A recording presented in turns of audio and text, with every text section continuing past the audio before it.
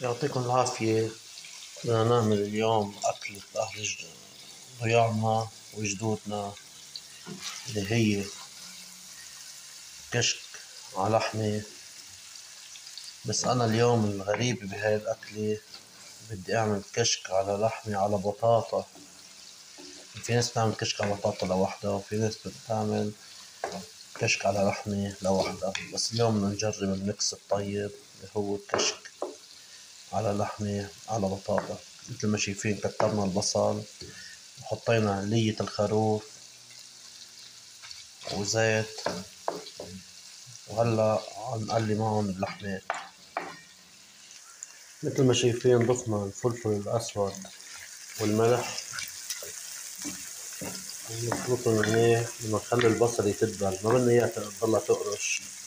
مثل ما شايفين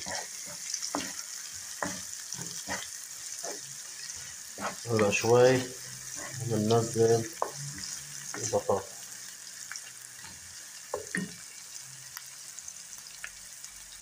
اخواتي حبايب قلبي، مثل ما شايفين ضفنا البطاطا.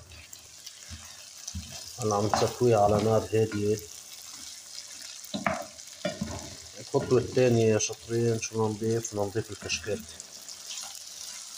صدقوني هاي الأكلة من أطيب الأكلات المطبخ اللبناني، أكلات جدودنا وستوتنا. للأسف هيدا الجيل الفاشل أكتره معود بس على الأكلات الجاهزة أو الأكلات السهلة.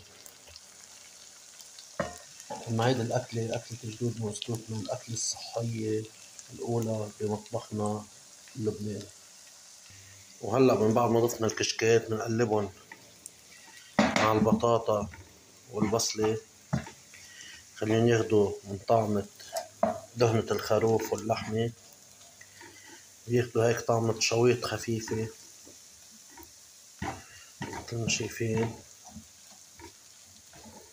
شوفوا كيف الكشك غاب كل الصوص اللي بقلب الطبخة من دهن ومية البصل ومية البطاطا. وهلأ نضيفلن مية. طبعا بالنسبة لكمية المي كل الناس بيعملوها مثل ما بدهم، فيكن أو تعملوها مرخية أو فيكن تعملوها مشدودة. وطبعا الكشك معروف هلا بس يبلش يغلي بيشتد كيف النشا، تشتد القوام.